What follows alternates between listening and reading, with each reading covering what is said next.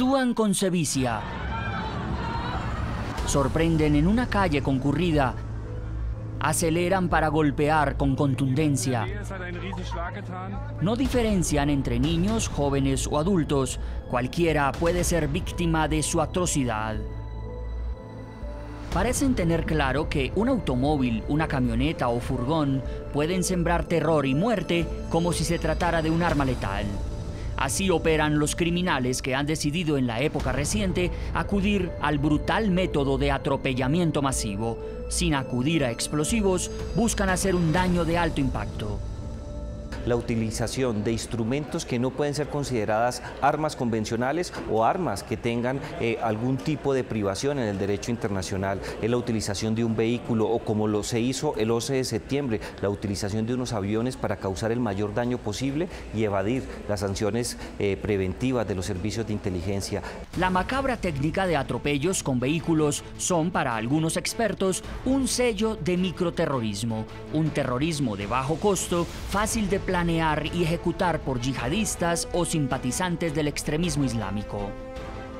Solo requieren alquilar o hurtar un automóvil o un camión. No necesitan un entrenamiento en la milicia.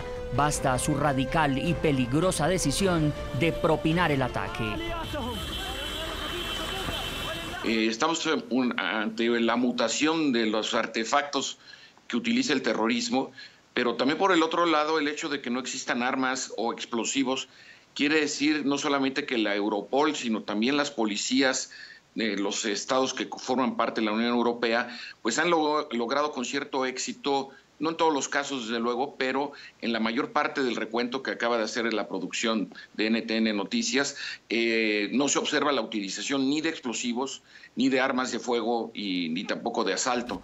Mientras en Siria e Irak el autodenominado Estado Islámico enfrenta en grupos derrotas militares, el accionar de sus seguidores o de sus soldados, como la organización terrorista los llama, sigue al acecho en Europa. En la mayoría de los casos, en solitario y sin uso de armas convencionales. Su cruel modus operandi pone a prueba la inteligencia policial y militar de las ciudades del viejo continente. Los hechos que en el último año han sacudido a Niza, Estocolmo, Berlín, Londres y Barcelona hacen temer a muchos que la amenaza de arrollamientos masivos sea imposible de neutralizar completamente.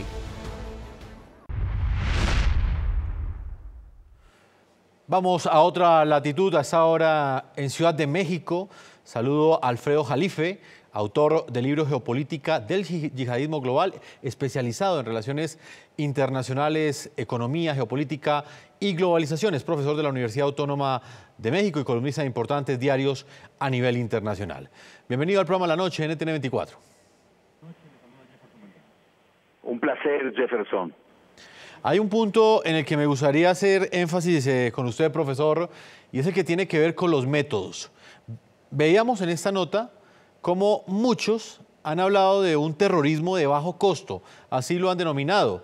Las herramientas como por ejemplo un carro, un bus y en el caso de ayer una tanqueta, parecieran que son métodos o formas de ejecutar terror imposibles de evitar. ¿A qué estamos expuestos en este momento?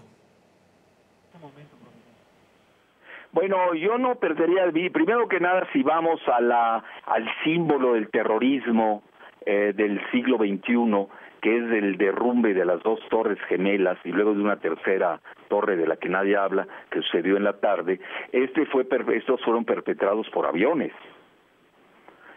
Así que mucho depende de la logística, capacidad de las células terroristas. Yo no eliminaría ningún instrumento de atentados. Incluso mañana quizás tengamos a los drones. No quiero alarmar, pero es mi obligación decirlo. Y un dron pues es de muy bajo costo y se puede manipular y se le pueden meter bombas. Es decir, aquí el problema hay que verlo desde el punto de vista geopolítico. Hoy el mundo está en un desorden global, estamos viviendo el fin del periodo del orden mundial unipolar, y ahora hay un juego de potencias entre Estados Unidos, Rusia y China, al menos esa es mi lectura, y lo que pasa en el Medio Oriente no es ajeno a ello. Es decir, quien controla el Medio Oriente está controlando una zona de amortiguamiento que golpea en las entrañas islámicas, tanto de Rusia, que tiene el 20% de musulmanes como población, en la India, que tiene otro 20%, y en China, donde tiene la provincia de Xinjiang, que es una provincia islámica. Señor Amin, ¿usted qué opinión tiene frente a ese planteamiento? Evidentemente son formas simples, pero letales, de ejercer terror, de generar terror y miedo en todo el mundo. ¿Usted cree que esas estrategias pueden llegar, por ejemplo, a transformarse, como lo planteaba en ese momento el profesor, por ejemplo, hacia la utilización de drones también, de otro tipo de herramientas para generar ese tipo de acciones criminales? Sí, efectivamente, estoy totalmente de acuerdo con el profesor, mal que me pese, en el sentido de que, bueno, no es una buena noticia pensar que cada vez puede ser de más bajo costo y mayor facilidad para ellos. Pierden el potencial humano, es decir, no necesitarían un factor humano que tuviese que desplazarse hasta el sitio, simplemente llevar un dron, o sea, manejar un dron, y lo podrían hacer desde Irak, si quisiesen, y plantar una bomba en el London Eye, en Londres, por ejemplo. Es decir, sería un problema bastante grande. Creo que sí, que puede ser una llegada de estos nuevos métodos de bajo costo y no de tan alto costo en cuanto a lo que planteaba el profesor, que puede ser cualquier instrumento, pero el ataque con aviones yo creo que se va a empezar a descartar para hacer más pequeños ataques en varios puntos a la vez, si pueden, o en varios sitios en fechas no muy distantes. Señor y Joseph, generar mayor miedo. Señor Joseph, ¿cuál es su opinión? Mira, yo no descarto la posibilidad de que el autodenominado Estado Islámico, y a mí me preocupa más los simpatizantes y los que declaran lealtad, aún no teniendo relación con el Estado Islámico, le declaran lealtad y actúan por sí solos. Esto sí me da miedo porque aquí al alcance de la mano, el profesor dijo los drones, pero yo no quiero dar ideas, pero hay bastante manera de actuar de manera letal, que de muy bajos costos, que hay una infinidad. El tema es qué es lo que vamos a hacer para prevenir lo máximo que podemos. No vamos a prevenirlo al 100%, pero hay que aumentar las probabilidades dentro de nuestras sociedades y mirar bien qué es lo que estamos haciendo mal. Voy a dar un ejemplo, por ejemplo. Las redes sociales están difundiendo mensajes del Estado Islámico desde Irak. Yo no entiendo hasta ahora si no categorizan la propaganda del Estado Islámico como la pedofilia, por ejemplo, porque si hay un pedófilo que en las redes sociales lo eliminan de inmediato en el mundo entero. ¿Por qué al Estado Islámico todavía, por ejemplo, las instituciones de tecnología permiten que se difunda un video que llama a los simpatizantes y que haga reclutamiento con las redes sociales? Esto es solamente un ejemplo. Entonces, hay muchas cosas que tenemos que ver nosotros adentro para poder prevenir más ataques. Otro ejemplo sería las leyes de nosotros. Los yihadistas en el mundo son bien inteligentes usando nuestras leyes en el occidente en contra de nosotros. Si el señor que manejó la furgoneta ayer lo hubieran parado una cuadra antes, hubiera dicho, bueno, yo renté la furgoneta para pasear. Aunque el policía quizás en sus ojos había pensado que podría este señor haber hecho algo, no lo puede arrestar porque no ha hecho nada. Entonces, por sospecha, nuestras leyes no permiten, no ayudan a las agencias de inteligencia. No podemos intervenir llamadas telefónicas, no podemos intervenir las redes sociales privadas de la gente. Son muchas cosas que están en nuestra contra. Entonces, tenemos que caminar una línea muy fina entre nuestros derechos en el occidente y los derechos de los yihadistas, islamistas que están actuando en nuestras sociedades. En cada mensaje, luego de atribuirse un atentado en Occidente, el autodenominado Estado Islámico repite una palabra: venganza. Pero el gran enemigo del terrorismo islámico no es precisamente una nación en particular, tampoco lo es un sistema político ni su religión, sino los valores que pregonan esas civilizaciones. La preocupación en la comunidad internacional gira en torno al reclutamiento de extranjeros que ha hecho la organización terrorista en los últimos años. Su horizonte es global e Internet su mejor aliado. ISIS tiene un ejército en terreno, real, que somete a cristianos, asesina yazidíes e impone su cruel ley en los lugares donde hace presencia.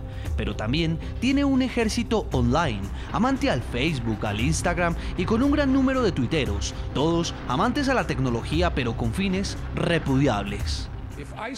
Si ISIS encuentra a alguien online, alguien que esté dispuesto a viajar o asesinar en algún lugar, ellos comenzarán un contacto directo por Twitter. Si de verdad piensan que es alguien que mataría en su nombre, entonces hacen otro movimiento.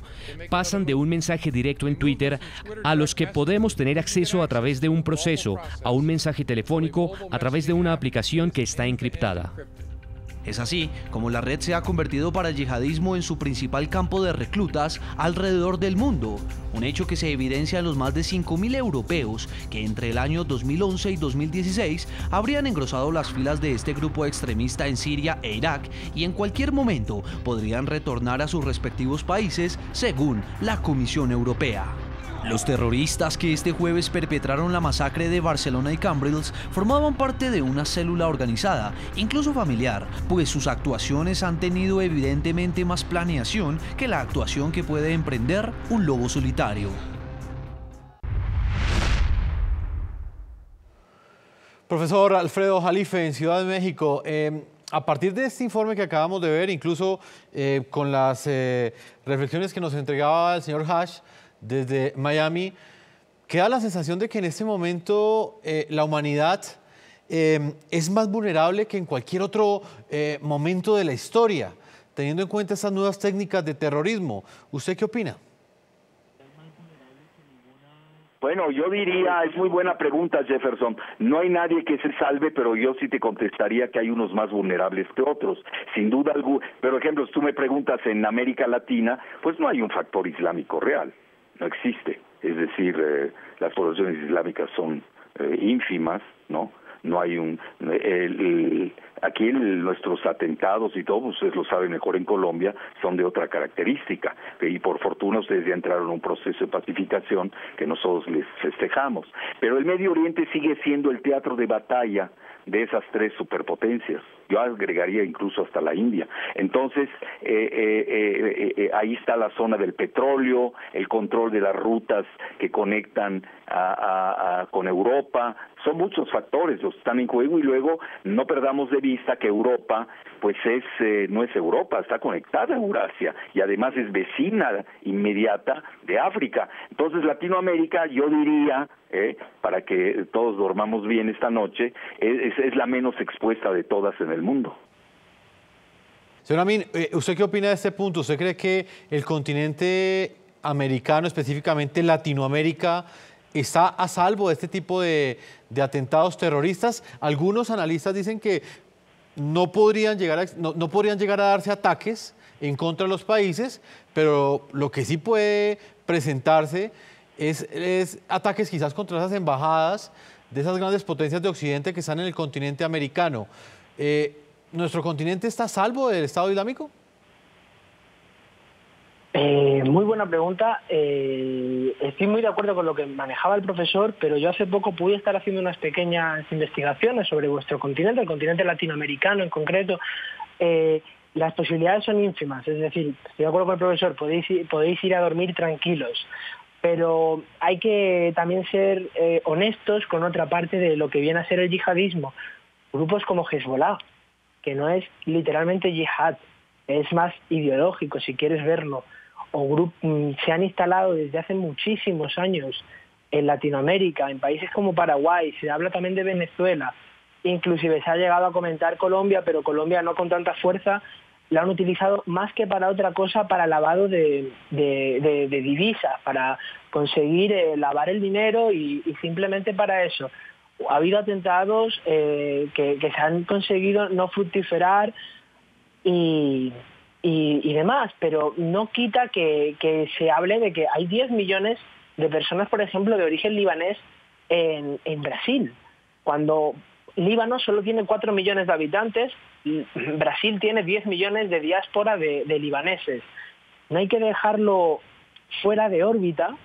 Lógicamente el magma de captación se encuentra en Europa y en Asia, pero América está a salvo, pero eso no quiere decir que el Estado Islámico no quiera seguir intentando conseguir. Trinidad y Tobago, para las pocas personas o la poca población que cuenta, 300 personas han salido de Trinidad y Tobago.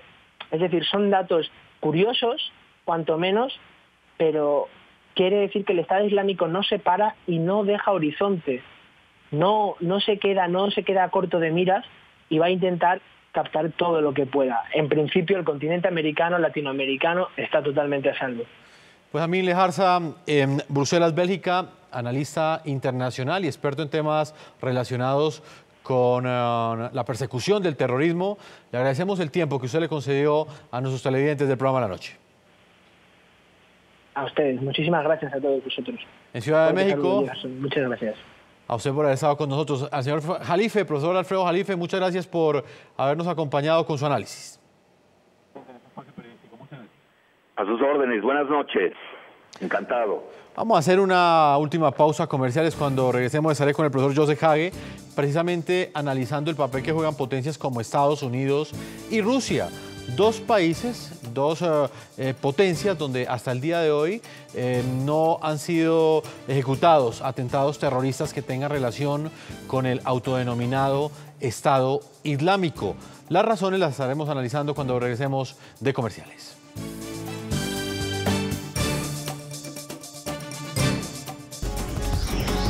Ya regresamos con La Noche.